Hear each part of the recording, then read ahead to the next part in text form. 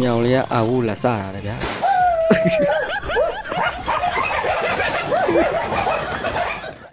နွားလေးကိုကြည့်ကြပါအောင်ဗျာဘလောက်တော့မှတနာစရာကောင်းလည်းမသိဘူးနော်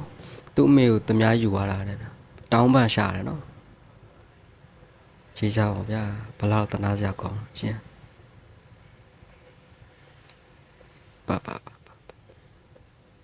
တကယ်ကိုတနာစရာဗျာနွားလေးဆိုတာလေ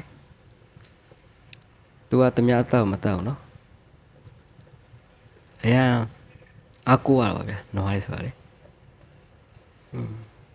သူတို့ကအကုသို့အလုပ်တိတ်မလုပ်ဗျဒီနွားတို့ယုံတို့ပေါ့နော်သူတို့ကအစားခံပဲပေါ့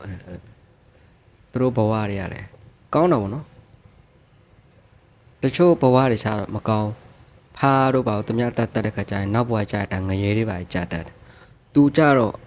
နွားကြတော့သူကမြက်ပဲစားရတယ်အကုသို့တိတ်မလုပ်တဲ့ခါကျတော့နွားဘဝကနည်းနည်းတော့မှာပေါ့နော်မျက်ရည်လေးကြားလိုက်ကြည့်ပါဦးဗျာ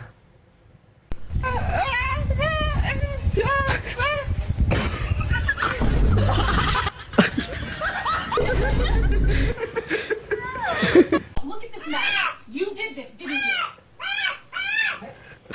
Nope, not me. Her. Oh, love it. ကိုဝဲတိုင်းအခုလိုပဲပွဲစားလုပ်ချင်လို့ပညာရည်ရှင်းနေပါလို့ဟဲ့လား ညီမလေးပွဲစားလောကထဲဝင်ချင်းရတော့ပညာရည်ရင်းမလို့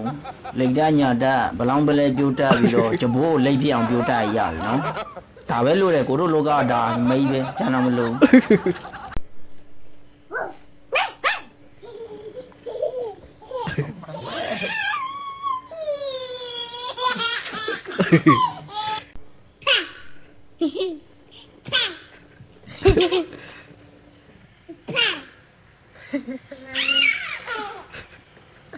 တရုတ်ငွေလိန်ခိုင်းကလုပ်ငန်းရှင်နဲ့ငွေလိန်ကျွမ်းကျင်ဤပညာကျွမ်းကျင်သူတွေကိုအောက်တိုဘာလ20ရက်နေ့ကနေ23ရက်အထိ KK ပတ်ငွေလိန်ခြံဝင်းနေရာကနေ BGF တပ်ဖွဲ့တွေကစစ်ရင်တန်းနဲ့ခေါ်ဆောင်သွားပြီးဗိုလ်ချစ်သူရဲ့စာတိရွာဖြစ်တဲ့ကြာအင်းရွာကကြားဖြတ်နေရာတက်မှာရွှေပြောင်းနေရာချထားပေးခဲ့တယ်လို့ BGF တပ်ဖွဲ့သတင်းရင်းမြစ်တွေကပြောပါတယ်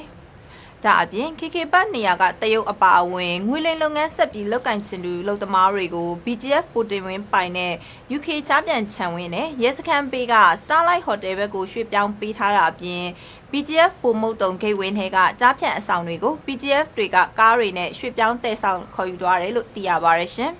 အခုလို KK ဘတ်ငွေလိန်ခြံဝင်းကငွေလိန်ခိုင်းတွေပိတ်သိမ်းပြီးအလုတ်သမားတချို့ရှောင်ရှားနေကြပေမဲ့ကြောက်ခက်မြဝတီရွှေကုတ်ကိုနေရာကငွေလိန်ခိုင်းတွေကတော့ဆက်ပြီးလဲပတ်နေတော့မယ်လို့ကြားပြန်လုပ်ငန်းကအလုတ်သမားတွေရဲ့လူမှုကွန်ရက်စာမျက်နှာတွေမှာ post တင်ပြောဆိုလွှင့်တင်တာတွေအပြင် People Radio မြန်မာကဆက်သွယ်မေးမြန်းထားချက်တွေအရသိရပါတယ်ရှင်ကဲဒီသတင်းအရာ BGF ကိုဘယ်လိုထင်လဲတစ္ဆာဖောက်လောက်ကောင်လို့ထင်လားဒါမှမဟုတ်ကြားဖြန့်ကိုကူညီပံ့ပိုးတဲ့လူလို့မြင်လား BGF ကကရင်ပြည်နယ်မှာတကယ်ရှိတင်ရှိထိုက်တဲ့တပ်ဖွဲ့လို့ပဲထင်လားBGF ရှိတာကိုကြိုက်လားမကြိုက်လားဆိုတော့ကိုမမှန်းသွားဗျာ